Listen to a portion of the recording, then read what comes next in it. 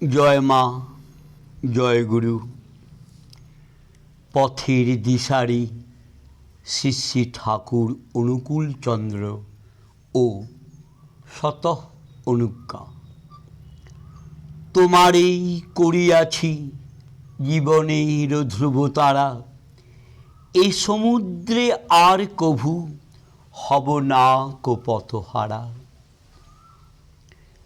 ভক্ত প্রাণ যদি শ্রী শ্রী ঠাকুর অনুকূল চন্দ্রকে জীবনের ধ্রুবতারা করে নেন, পথ ও পাথেয় দুই পেয়ে সঠিক গম্যে সহজেই উপনীত হতে পারবেন।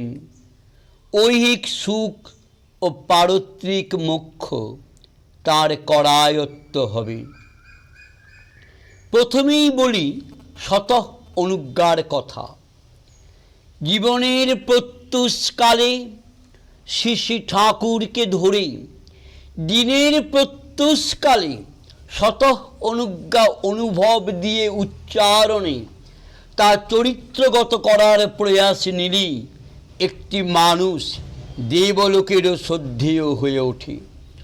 শতঃ অনুজ্ঞায় শ্রী শ্রী ঠাকুর যে হওয়া, বিং অ্যান্ড বিকামিংয়ের কথা বললেন, সেই হওয়ার সাধনাই পরম সাধনা। দৈনন্দিন জীবনে পড়াশোনা, চাষবাস, রান্নাবান্না, চাকুরি টাকুরি যাই করা হোক না কেন, তারই মাঝে ওই হওয়ার সাধনা রাখতে হবে। শ্রীমদ্ ভগবদ্গীতা যা পৃথিবীর সব সাধকের, সব প্রাজ্ঞের কাছে আলোকবর্তিকা, সেই মহাগ্রন্থের মহাপথের যেন সহজ, সুন্দর, সংক্ষিপ্ত, অব্যর্থ রূপ শ্রী শ্রী ঠাকুরের দেওয়া শতঃ অনুজ্ঞা। শ্রী শ্রী গীতার যে শ্লোকটি আছে, ত্রিবিদং নরকস্য ইদং দ্বারং নাশনং আত্মনঃ কামঃ ক্রোধ তথা লোভ তস্মাৎ এতত্রয়ং ত্যজেৎ। শ্রী শ্রী ঠাকুর শতঃ অনুজ্ঞার মাধ্যমেও নরকের দ্বার কাম, ক্রোধ ও লোভ জয়ের শপথ নিতে বলেছেন। শ্রী শ্রী গীতায় ত্রয়োদশ অধ্যায়ে অষ্টম শ্লোকে অমানিত্যের কথা বলা হয়েছে, যা শ্রী শ্রী ঠাকুরের দেওয়া শতঃ অনুজ্ঞার মাধ্যমেও প্রাপ্ত হই। শ্রী শ্রী গীতায় চতুর্দশ অধ্যায়ে অষ্টম শ্লোকে শ্রীকৃষ্ণ অর্জুনকে প্রমাদ, আলস্য ইত্যাদি অবগুণকে তামসিক আখ্যা দিয়ে তা থেকে উত্তীর্ণ হতে উপদেশ দিচ্ছেন। শতঃ অনুজ্ঞাতেও আমরা নিরলস হওয়ার কথা পাই। শতঃ অনুজ্ঞায় নিহিত ইষ্টপ্রাণ কথাটি সুগভীর অর্থদ্যোতক। যার কাছে আরাধ্য বা শ্রীগুরুই সর্বময় বলে অনুভূত, তিনিই ইষ্টপ্রাণ। আবার দেখি শ্রীকৃষ্ণ অর্জুনকে শ্রীমদ্ ভগবদ্গীতায় এক জায়গায় ইষ্ট বলছেন, যেখানে ইষ্ট কথাটি প্রিয় অর্থে ব্যবহৃত। সুতরাং ইষ্টপ্রাণ হতে পারলে দুই অর্থেই জীবন চরিতার্থ। শতঃ অনুজ্ঞায় উল্লিখিত সেবাপটু কথাটি প্রসঙ্গে বলি, ধর্মের সকল মতে, হিন্দু, বৌদ্ধ, খ্রিস্টান, মুসলিম ইত্যাদি সকল মতেতেই সেবাকে বিশেষ প্রাধান্য দেওয়া হয়েছে। হিন্দু মতে তো কথাই নেই, সেবাই পরমো ধর্ম। যথার্থ সেবাপটু হওয়ার সদাকাঙ্ক্ষা থাকলে ও এজন্য পরম পিতার কাছে প্রার্থনা করলে ঐহিক ধনসম্পদ, শারীরিক সামর্থ্য, মানসিক ঔদার্য, আত্মিক আনন্দ সবই মেলে, অথচ সেবক থাকে নিরহংকার।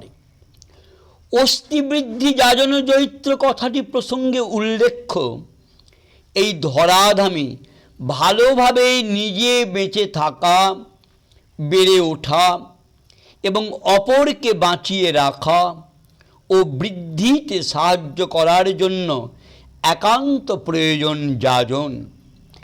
পরম পিতার কথা সকলের মধ্যে চারিয়ে দিয়ে সকলকে জাগ্রত করা, এই তো ধর্ম, আর এই তো যাজন।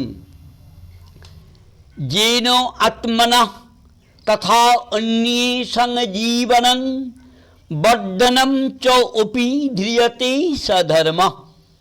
এই ধর্মে যিনি জয়শীল, তিনি প্রকৃত ধার্মিক।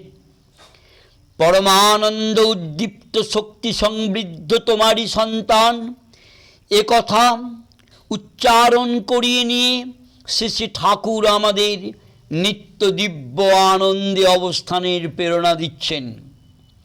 প্রসঙ্গত স্মরণীয় ভূমৈব সুখম নাল্পেই সুখমস্তি। সকলকে নিয়ে বৃহৎ বোধে থাকাই প্রকৃত সুখ বা আনন্দ। স্বামীজি বলছেন, expansion is life, contraction is death.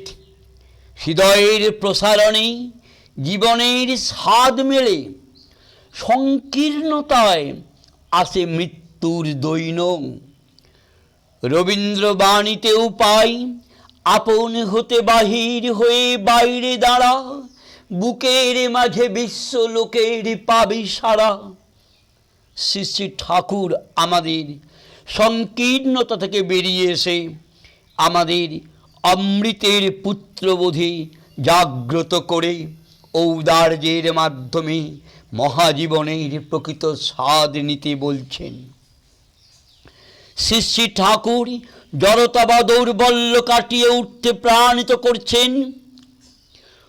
উপনিষদের কথা প্রসঙ্গতই এসে যায়, উত্তিষ্ঠত জাগ্রত প্রাপ্য বরান নিবোধত। স্বামীজির অননুকরণীয় ইংরাজি, arise, awake and stop not till the goal is reached.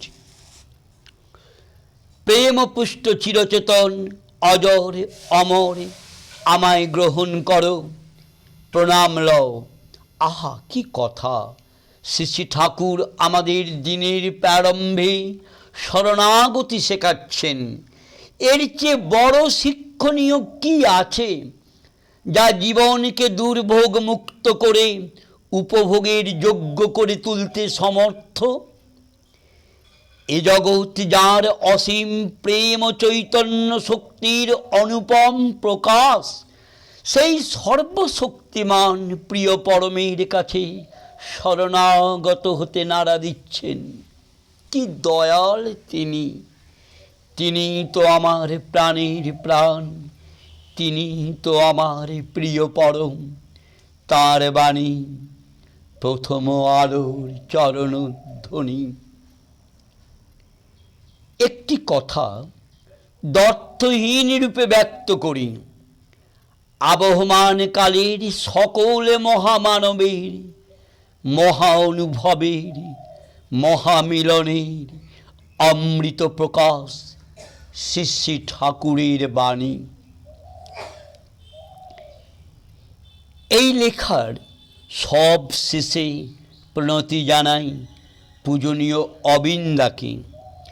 কয়েক বৎসর আগে দেওঘরে গিয়ে তাঁর শ্রীদর্শন পেয়ে প্রথম প্রণাম নিবেদনের সময় তিনি আমাকে দেখেই বলেন, লেখালেখি করেন কিছু, লিখতে থাকবেন। তার আশীর্বাদ মাথায় নিয়ে এই অকৃতি অধম অলস শ্রী শ্রী ঠাকুরের শ্রীচরণের তরে অপটু হাতে এই নৈবেদ্য নিবেদন করল।